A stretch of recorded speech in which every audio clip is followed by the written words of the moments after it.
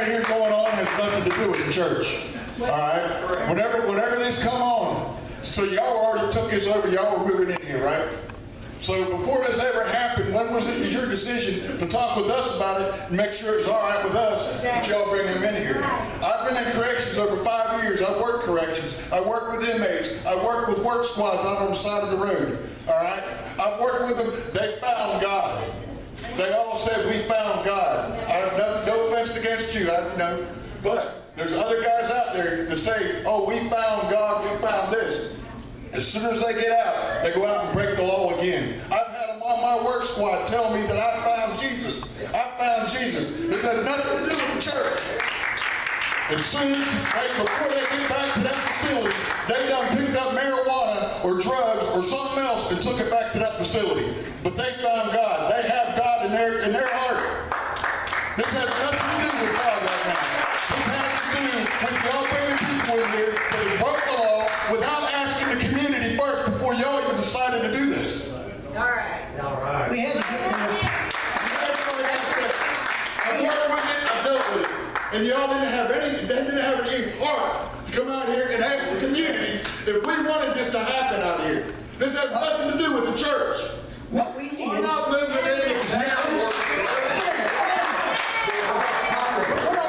not going to stand up here and argue. But if a man truly finds Jesus, he won't be doing the same things he did before. Now, wait a minute.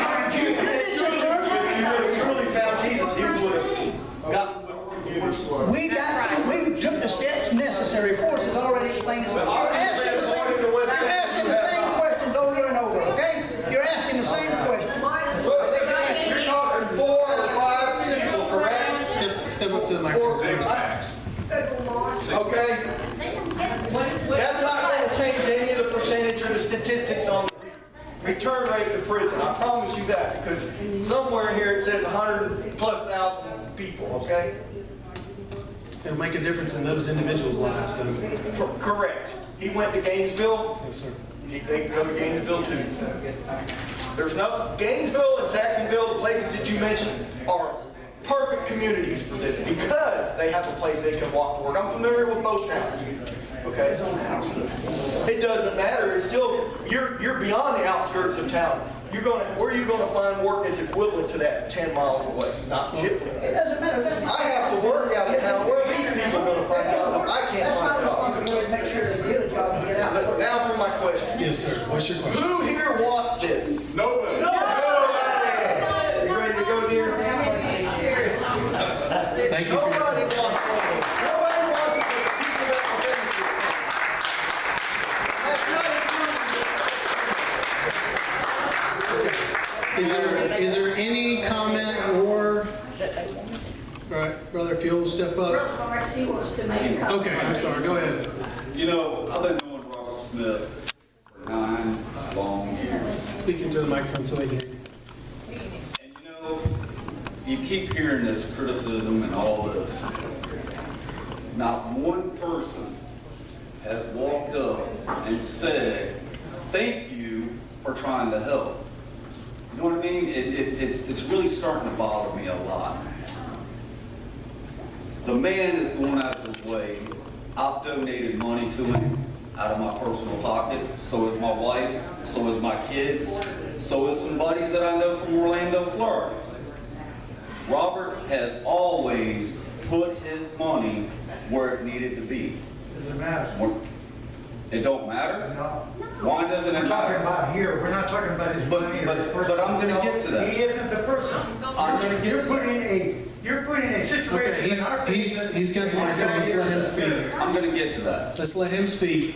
When I first moved to Bonifay, Florida, I was the ugliest, the meanest, the nastiest person you've ever met in your life.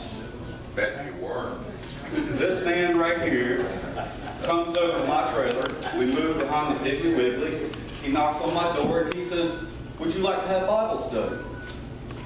I looked at him and my wife and I says, what is Bible study?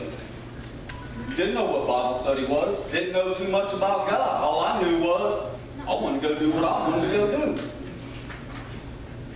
Listen, what I'm getting at is you guys are making a big deal out of nothing. Quit. Hold on. You live here. Go far. So you live here. Listen. Okay.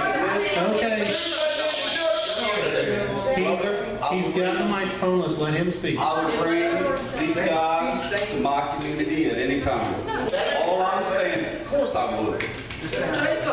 When the man needed help, I went over to the House of Grace. I stayed with him, and I helped him with his guys. Listen, if each and every one of y'all would just pay attention, you would understand more about it. I haven't heard one person, honest to God, and I'm in God's house, has never listened yet. All I hear is confusion, confusion. That's what I'm hearing. If you would, That's because it confuses you. well, I tell you what, there's some property right down the road. I guarantee you, by next Friday, I'll own that piece of property. And that I'll promise you. Robert, as far as I'm concerned, you're welcome. Okay, Finally. Okay, our last, let me introduce myself. I'm Richard Burke. I'm with the Health Ministry. If you want to see people object to something, go around and try to tell preachers and all that, you're in the motorcycle ministry. So I kind of understand the conflict these guys are facing. But the Hellfighter Motorcycle Ministry, we've been operating in Chipley now almost 6 years. Okay, we operate on donations only. Members that are there and donations from the community. We've never even had a fundraiser in our area. We don't try to raise money because you know you're hit up with that a lot. You know, hey, can you donate to this? Can you donate to that? Okay, so we don't do that. We ask the churches to help us. And the churches do. And we don't have an excess, but we have enough to operate, and we help a lot of people. Some of your sons and daughters, if they happen to get on drugs, we also operate a rehab center. Okay? Now, the reason we're here today is we're in the same line of business. And we were kind of wanting to see exactly if we try to open up bigger in Chipley, exactly what would happen to us. And I kind of got an idea now. It's like, but here's what I want to say. We have missions that we call ours Mission at the Cross. The Mission at the Cross does exactly the same things. We take people who are at the very bottom, they get out of jail, they have nowhere to go, and we help them get reestablished. Now, the reason being, I work with the homeless people in Panama City a lot too. Those people down there, there's a lot of them that are just like me and you. Some of them used to work at Walmart in Chipley. They're living in the dirt in Panama City because they can't even get a driver's license because they're off paper. There's no way to get any ID. So the halfway houses, the rehab centers, the Mission of the Cross, what we do is try to help them out, get them started, get them where they got something. Now, if you go to Laurel, Mississippi, that's probably one of our best examples of a Mission at the Cross. There's 18 guys living there right now. There's been numerous come through. About half of them already own their own businesses. They teach them a trade, they take them and they work them. If they don't have anything for them, they volunteer them for church duty. They go around, take them to the local churches and clean the yards and all that. The system does work. The system does work. I understand the fear because we were talking about this and I said, what would it be like if somebody moved next door to us? So we did the next best thing. We opened up one in our backyard. Okay, we've got one in our backyard in Chipley. But I understand your fears, but the biggest thing is, and I'll hush because I know, I just want y'all to think about it. Think about it because when I first started the Hellfighter Motorcycle Ministry in Chipley, that's an international group. This thing's going dead. But the biggest thing, somebody asked me, what are your goals? What is your vision? And God just kind of laid the scripture on to me. You know, when he fed the 5,000, he turned to his disciples and he said, pick up the fragments that none would be lost. I found out I was one of the fragments. I was a fragment. I was a fragment. Okay? I realized I'm one into fragments, and most of the people we deal with are fragments. It's people in the community that others may not even welcome in churches because they're ex-drug addicts.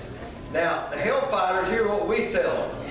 You send us every prostitute, every drug addict, everything you can, send it to us because we want to be able to pick them up.